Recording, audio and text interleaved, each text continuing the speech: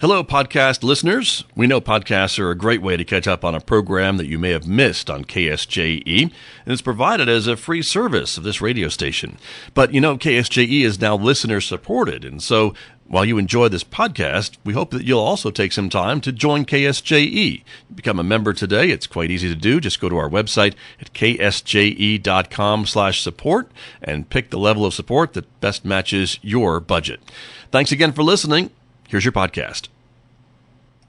My guest in our visual radio studios this morning, Arvin Trujillo, is here. He is the new CEO of Four Corners Economic Development. And Mr. Trujillo, welcome to KSJE. It's good to have you here. Yeah, Scott, I'm happy to be here.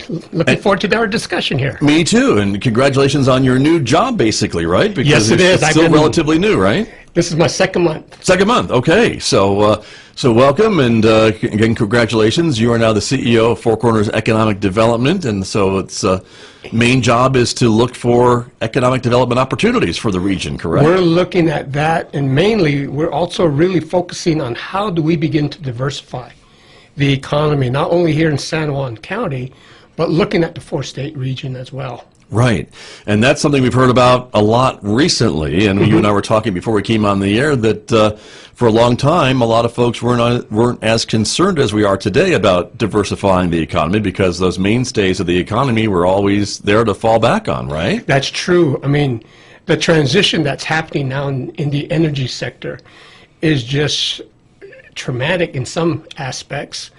But, you know, we see a number of significant changes in coal, oil, and gas.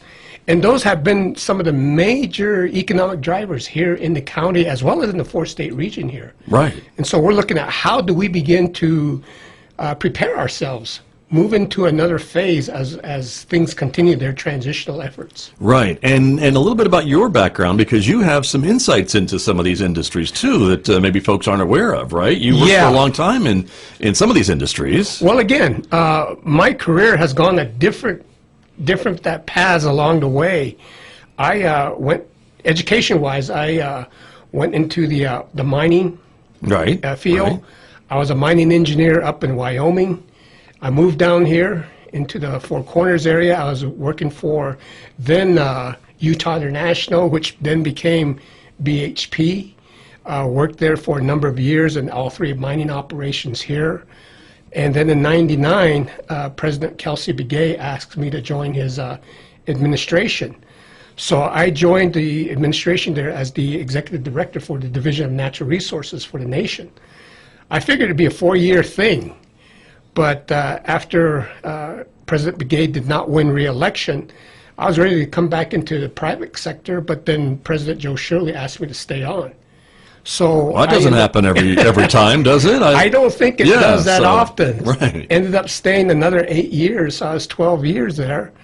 After that, I then accepted a position with Arizona Public Service Company with the Four Corners Power Plant as the manager of the Government Relations Group, which we interacted with the community as well as all the governments, the tribal governments, as well as both Arizona and New Mexico state governments. Sure, right. And then from there, I accepted the position here with Four Corners Economic Development. Very good. Well, again, you know, I think a lot of the players then that are in the room for some of these conversations about economic diversity and what's next. I've had the opportunity to meet a number of different people.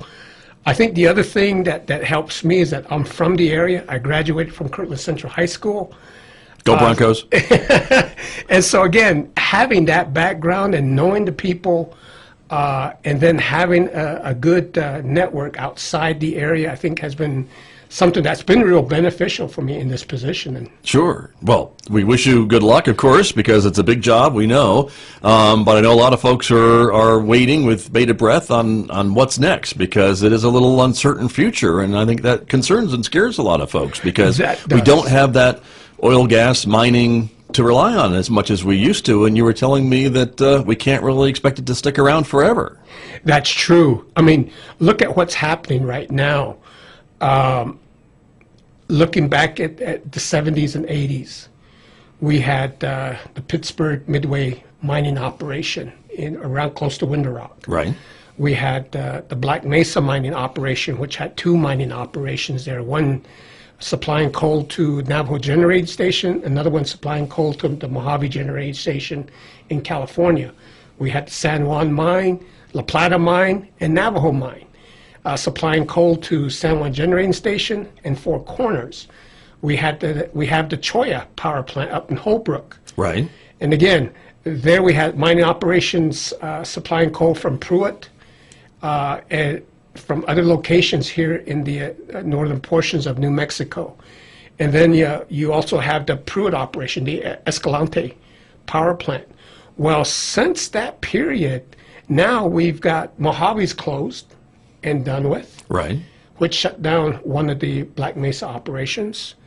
Navajo Generation Station is closing the end of this year, This year, right? And Page. which means another part of Black Mesa will be shutting down.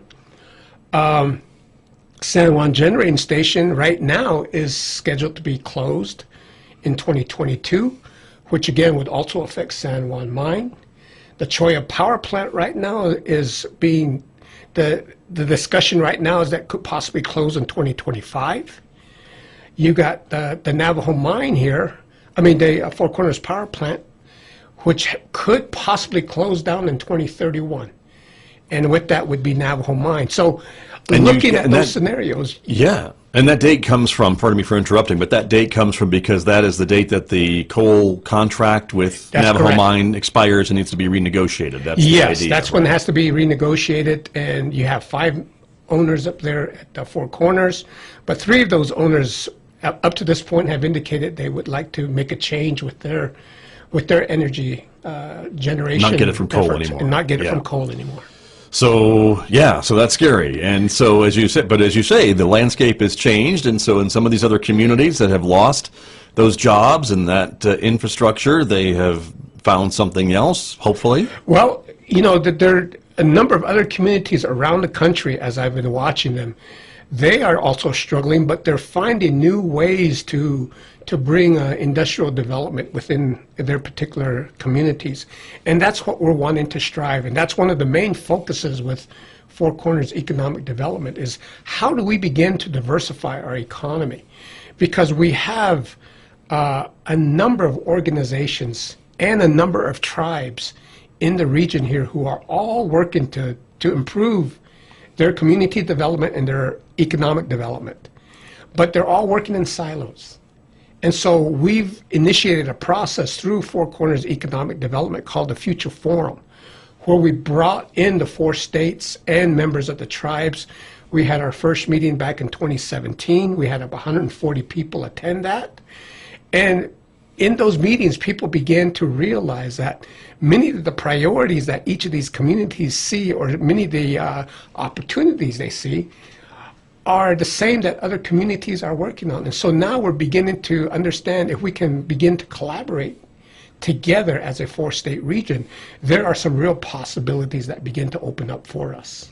And that's what I was learning from your predecessor, Warren Unsicker, when he would talk about the Futures Forum and by kind of combining the power of all 4 states and that population base, that congressional delegation perhaps, that you now have 8 senators instead of just 2, and the representatives, and this is what you're talking about. By combining the 4 states, you kind of multiply all that potential negotiating power and influence and what have you, I suppose. And if you can all speak with one voice, that maybe gets some more attention than just 4 different voices from 4 different states asking for the same thing. That's true, and we can even begin to work with within each of our states. Because as you look at the Four Corners, this area traditionally throughout the decades, we've provided the opportunities for many of our metropolitan areas within our particular states to grow and to prosper. We've generated oil and gas here, we've generated energy here, and what I've seen from my experience in the mining industry and also working in concert with the utilities is that a lot of the equipment and supplies that were needed to run these particular industries were brought from the north, from Denver, from Salt Lake City, into the region. And the resulting power that was generated and the oil and gas that was generated all went south. Interesting. Into El Paso, Right. Albuquerque, Santa Fe, down to Phoenix, Tucson. And so again, we've been kind of been like that red-headed stepchild up here. And it's not just not been us. You look at Farmington, you look at Durango, you look at Blanding and Monticello, you look at the northeastern portions of Arizona. As they relate to their respective states. As they relate to their respective states. Sure. Most of the attention is down in Phoenix and Tucson. Right. In New Mexico here, most of the attention is in Albuquerque, Santa Fe, the Rio Grande area. Right. In Colorado, it's the Denver, Boulder area. In Utah, it's the Provo, Salt Lake City area. And so we've generated a lot of things to help those communities. But again, we've been fine because we've had the actual raw material and generation, and we had the industries in place. All that's changing. And because of that, we somewhat neglected things in terms of infrastructure development. And as we were speaking earlier before, I was caught in that mindset because we would see the economy kind of go down and dip in the region here, but everyone would say, well, coal's okay. Yeah. When oil and gas comes back up, hey, we'll be all right again. It'll come back. Fine. It'll all come back. Right. Well, we've gotten to the point to where that process that we've been used to won't be returning this time around. And so we've got to begin to look at how do we begin to develop our infrastructure, and how do we begin to work together to begin to market this area and look for new opportunities that can begin to develop here in the Four Corners. Right, and that's your job. That's my job. Right, and the job of your colleagues and your board, and and what you are talking about. My guest this morning, Arvin Trujillo, is here. He is the new CEO of Four Corners Economic Development. He's been on the job for about 2 months. That's correct. And we'll be starting to kind of get the word out and meet people and talk to folks. And I have to imagine that none of this is possible without talking to the tribes. They are still major players when it comes to economic development and job creation and investment in this region. You can't have a conversation without including them. You can't. Because, again, you look at such basic areas like land use. San Juan County, right now, about 6% of the land here is public. I mean, the private land. Private, that's right. The rest of it. The rest is all public land. Right. And a part of that is tribal land as well as BLM land. And so if we were to get anything in here, such as a railroad, we'd have to get right away from the Navajos in order to get, in order for us to reach the I-40 corridor. Right. Which would be vital for us to get that real, true economic development and diversity here in the region. And so the tribes are vital in that aspect in terms of water rights, land use, and how do we look at those partnerships so that we can begin to get the attention of Congress. Because when you also bring the tribes into it, that raises the level of notoriety into what you're doing. And so again, those are some of the things that we're looking at, as well as capital. Right. Because the Southern Utes are a very wealthy tribe. The Navajos are a very wealthy tribe. The Lagunas down south of us also have been very successful in what they've been doing. But how much is being invested here? The Southern Utes most of their investments are in the Gulf. They own oil rigs. They own land. They're looking at pipelines and etc. Their investments is down in the Gulf area. The Navajo Nation, they send their investments up to New York City. They look at the stock market. They look at hedge funds. They look at money markets, etc. Which means everybody else around the country is using that money, but it's not being invested here.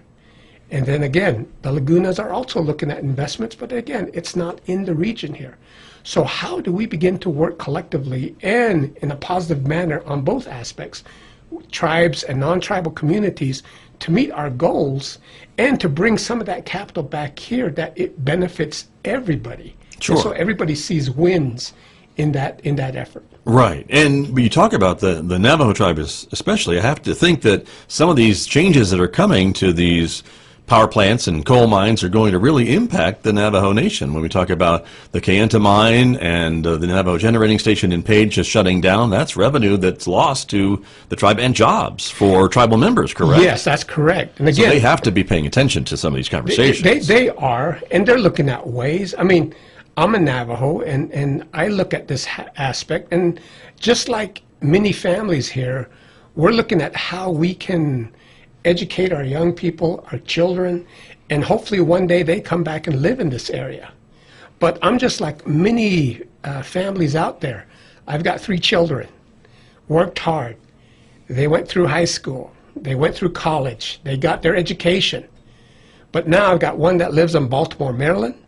I've got another one that lives in Denver, Colorado. And I got another one that lives in Beaverton, Oregon. Doing great. They're successful, but they're contributing to those communities here.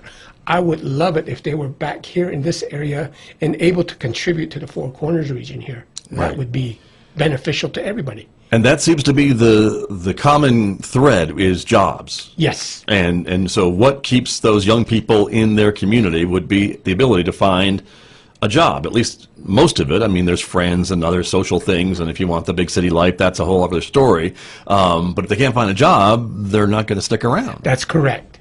That's correct. And I was lucky in that, well, I won't know if to call it luck, but I was fortunate in that I chose a career path, mining.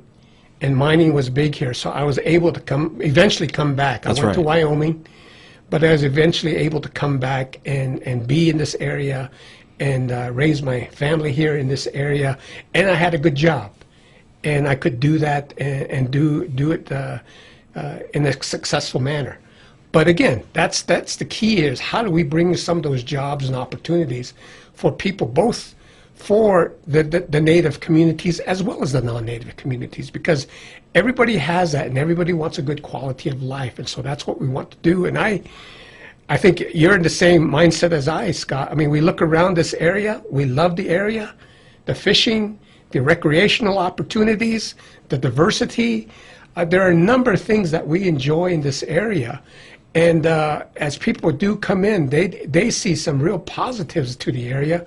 But again, it's looking for those jobs and those opportunities to be able to make a good living and to be able to take care of their families and to do those kind of things. And so that's what we're focused on right now is how do we provide the opportunities for those things to happen. Right, and that's, I guess, another concern too, because if a job goes away at the mine, it's not the same as a job coming in from a new fast food place. No. Those aren't the same. They're not the same salaries. thing. I That's mean, right. it's a job, but they're not one-to-one. Well, again, you look at these jobs that are currently in place with both the mines and the utilities. You know, you're looking at, including benefits and et cetera, they're running anywhere from $85,000 to $120,000 a year. I know I'm in the wrong line of work. I understand. I know. They're great jobs, and they provide for families. They do provide they've offered for those families. folks to provide for them. But if they go away, that's another part of your job, I guess, is to how do you find those replacement jobs that are still at the same level or close to it as what we're maybe losing potentially. Well, again, we got challenges on different fronts because we're seeing that effect right now in the oil and gas industry. And we're even seeing a double hit on that because as we see production slowly start returning here, the technology that's in place now within oil and gas is such that they don't need to hire back as many people as before. And as an example on how technology has improved, there are people out there who remember all the El Paso natural gas plant camps that were out throughout this area. Right, sure. But then as technology developed and they were able to enhance that technology at their plants, all those camps are gone now. And so again, we're seeing that type of effort being put forward by the oil and gas industry. And so how do we, again, look at that phase or look at that industry too and prepare ourselves for the future? Right. So we're hearing a lot from the county and the city about outdoor recreation, and that seems to be the buzzword. The state has come up with a cabinet-level secretary, I think, and a department to talk a little bit about that as well. And that seems to be what everyone is pushing for, and it's, I think, as Mr. Unsicker would call it, low-hanging fruit. Yeah.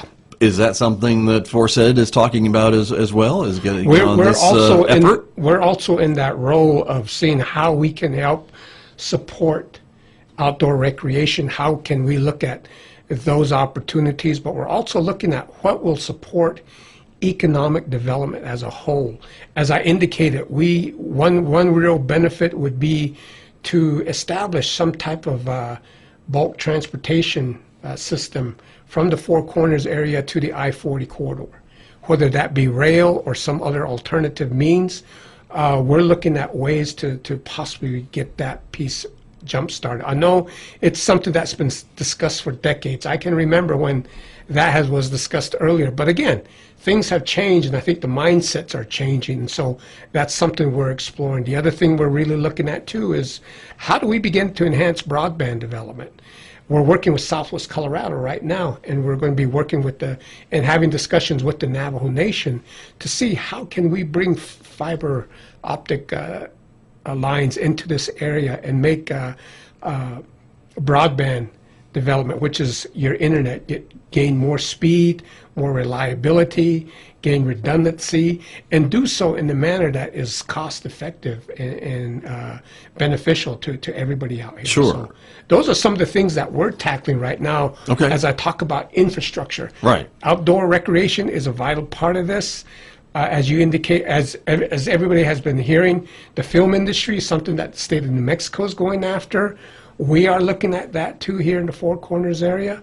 We're looking at, we've got some small businesses here that are, I think, in that stage that they're ready to grow. But again, we need to get some of those basic infrastructure pieces in place that will allow these businesses to expand and grow and provide new opportunity into the future. So those are some of the things we're looking at. Okay. That's a good list. I think those are, and because those all have growth potential, I think, all the things you talk about. And that's important. And I think infrastructure by fiber optics and internet, I mean, that then speaks to maybe location neutral workers who maybe just want to come here. They can work from anywhere with a laptop and an internet connection. And if they want to go mountain biking, you can't do that in Manhattan, so you come to Farmington, New Mexico, or San Juan County, right? Exactly. And those are the kind of opportunities that we could offer folks if we have that reliable internet infrastructure that you're talking about. The railroad's one of my pet projects that I always like talking about because I think it offers a lot of potential for the area, even though it's, I think a lot of folks consider older technology, but yet how do you move heavy stuff in and out of a community? Trucking is a way, but that's expensive, and rail is still a relatively cost-effective way to do that if you have a link to the major east-west routes, which would be the I-40 corridor, as you talked about. And so to hear that project is maybe still alive and kicking is news to me. Yes. And the tribe has to be a partner with that, of course. The tribe needs to be a partner with that, but the state is also starting to pick up and they're wanting to do some things there too. And so we're working with them. We've got House Memorial 56, which is looking at, through the state legislature, doing an impact study saying if we do get rail in this part of the state of New Mexico, how could that possibly impact the whole state? And would there be real benefits in doing that? And again, people are looking at what makes sense in terms of investment. How should we invest in our state? Because again, the idea is how do we begin to grow, much like like the three other states around us. Right. Well, really four. Texas is growing. Right. Colorado is seeing a lot of growth happening. Arizona and Utah, sure. They're all seeing real positive efforts within their economic base. But again, New Mexico still is looking at different things to begin that process there. So we're really striving to work with the state and our surrounding states to figure out how do we begin to bring some of that prosperity here into the Four Corners area. Right. And I know the rail project is very expensive. Everyone tells me that I don't know what it is per mile, but it's expensive. But a lot of folks tell me, too, that it would maybe have an impact in the other three states because none of them have rail links either in their parts of the Four Corners. And so to have something that stops, even if it stops in Farmington, could certainly cut the labor costs or the transportation costs into Southwest Colorado or Utah or even Northeast Arizona. Well, again, that's where we see real benefits, especially within the state of Colorado, here in New Mexico, and in Arizona. Looking at Northeast Arizona, Northwestern New Mexico here, and Southwest Colorado, most, if not all, of the traffic that goes into communities in these areas come from the I-40 corridor. The truck haulage comes down I-40. They'll come down either 550, 491. Right. And even into Southwest Colorado, they'll come through 550 and on towards they don't come over the pass. No. They go Not around. usually, that's right. And so again, if we can develop a connection to that I-40 corridor, that rail haulage not only would connect to other rail systems going east and west, but you have I-40 right there too. So you have natural truck haulage also going east and west. And once they connect to Albuquerque or Flagstaff, they can go north and south. Right. And so again, it's looking at those aspects and seeing what are those possibilities for us. Those bigger pictures. Those bigger pictures. And to the credit, the tribe and the state, I think, have come through with improving the road transportation network. I think 491 is completely finished, I think. Yeah. Four lanes all the way between Shiprock and Gallup, and that has to be, and 550, of course, that has to be another boon for the area, even though it's not designated an interstate. It certainly helps when you're shopping the area around to potential investors and businesses, correct? To talk about our infrastructure and the ways to get in and out of here? That is. And in fact, just to let you know, I was a part of, I kind of led the teams that led to those two roads being expanded when I was with the Division of Natural Resources for the Navajo Nation. With the tribe, yeah. So again, I know exactly what it took to get that in place. We wanted other things done, but we were able to at least change that from a 2-lane to a 4-lane highway on both sides. And so that has helped in a lot of different ways. But again, as you look at the kind of truck traffic that's going through, if you drive that road, you still see spots that are being damaged or because of the heavy traffic on there. And so again, how do we begin to address that? Does rail really bring an answer to that? And how do we begin to incorporate that aspect? And a more comprehensive study may help answer some of those questions, it sounds Yes. like, from the state funding Right. aspect and things that you're talking about.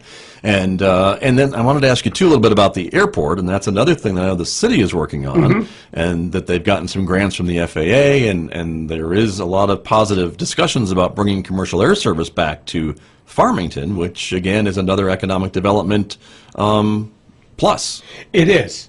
It is looking at that development, being able not only Not everybody has a private jet they can fly in and out of for their movie set and then fly back to Hollywood, That's right? right. Yeah. But being able to Some of us have fly that commercial. That's Yeah. right. But being able to bring some commercial services back into the Farmington area, as well as looking at being able to fly in and out with different goods and supplies, that would be a real plus to that aspect. And again, looking at how do we begin to really look at discussions. So are there ways that La Plata and Farmington could work together in order to bring needed services into this region, and what would be the best way to do that? And now you're seeing also improvements coming out of Cortez in that small airport there. And so again, are there things that we can do on a 4-state region that could help enhance the whole area here, looking at air travel, and that becoming a real plus as we go out and market ourselves, and as we go and solicitate our capabilities of bringing in new industry and utilizing that as part of the selling points to the Four Corners region. Sure. Well, we talk about outdoor recreation. If someone wants to come visit the area, but they can fly into an airport and have to drive 3 hours to get here, that may be less attractive than if they can fly right into town and, Exactly. and be on the mountain bike trails in 20 minutes. Exactly. And so that's all part of the conversation. So that's all a part of the conversation. So looking at rail and looking at the airports and really looking at transportation as a whole, looking at the internet and how we might be able to enhance that, looking at how we may be able to look at regional transportation, also not just rail, but looking at our road systems and how we might be able to make changes there. Because again, one thing we're finding out is in Southwest Colorado, they've done a lot more planning in anticipation of driverless vehicles. And they're laying conduits so that they can begin to pull different fiber optic wiring through those, so that when the day comes when there is that capability, can they then use that as a part of their efforts to help with truck haulage and regular transportation, etc. And so those are some of the things we're looking at too, as we look at this broadband enhancement project, to see what do we need to do here in the Four Corners area. And case in point in what you were saying, as we begin to develop these things, how do we attract Congress? I mean, then we can bring in 4 congressional members talking about one area. We can bring 8 senators talking about one area. And these leaders can also bring their associated governors and state legislatures into the mix to really start looking at 4 corners and saying, here's a real opportunity to enhance each of our states. How can we bring that to this part of the country and really begin to look at new development that would enhance each of the 4 states? Right. And we have just a couple of minutes remaining this morning, Mr. Trujillo, but it sounds like then in these times too, and even at a state level, when the state seems to be doing pretty well with the revenue coming in from southeast New Mexico, from that old oil and gas business, that maybe there's a way to tap into some of that state money to fund some economic development projects that are maybe more expensive than your run-of-the-mill capital outlay stuff. That's right. That's right. Could that be a railroad or? It could be a railroad. It could be looking at, I mean, even Southwest Colorado is looking at regional transportation. Because one of the things that came out of our initial discussions with them is like their veterans. They don't go to the VA hospital in Denver. They go to the VA hospital in Albuquerque. Right. Because they can get there easier. Because of the transportation, it's a lot easier. And so they're looking at, is there ways that we can enhance our regional transportation, looking at public transportation that will allow people to travel more easily from Southwest Colorado to Albuquerque or even here to Farmington. And because again, even there you see examples of where students would like to come to San Juan College or even go to Fort Lewis College. Are there ways that we can enhance local transportation that would allow students to do that? Because sometimes many of these students don't have vehicles. Right. And cost of living in Durango is pretty high. True. And so again, there's options there that, again, how do we work through these things? And so a lot of good things are coming out of our discussions as we begin to talk with one another and really begin to understand what possibilities there are looking into the future. Well, it's exciting to hear you say that, and we look forward to having you come back and give us an update. I'm looking forward to doing that, and I'd like to say in closing that we've got our membership meeting coming up on July 17th. It'll be there at the Quality Center for Business at 8:30 on the 17th. And I'd like to just invite folks out there with businesses or part of the industry, if you're curious and want to know what we're looking at and what we're wanting to do, looking in the future, I just want to invite you to come on out. If you could give our office a call, 505-566-3720. Just let Devin Scott know that you'd like to come on out, and we'll just make sure that we got things accommodated for the people coming out. Good to know. Very good. And of course, Forset is supported by business memberships, correct? Yes, so we got business memberships as well as civic support, so it's across the board. Very good. Well, Arvin Trujillo, thank you for coming in this morning. A great conversation. Thank you, Scott. You're Good very being here. welcome. Thank you very much. That's Arvin Trujillo, everyone, the new CEO of Four Corners Economic Development, my guest right here on KSJE. Back with more in just a moment. KSJE is supported by Sandstone Productions Outdoor Summer Theater, featuring the music of Elvis this summer. The Broadway musical All Shook Up will have you putting on your blue suede shoes and shaking your hips like it's now or never. The show performs every Thursday, Friday, and Saturday through July 27th. Enjoy an evening under the beautiful New Mexico stars. Concessions are available on site. Beer and wine from Wines of the San Juan available Fridays and Saturdays. Find out more about this jolt-worthy event at farmingtonnm.org/OST. Did you enjoy that podcast? We hope that you did, and if you did, share it with your friends. And if you really want to keep podcasts like this coming, please support KSJE. You can do it easily online at ksje.com.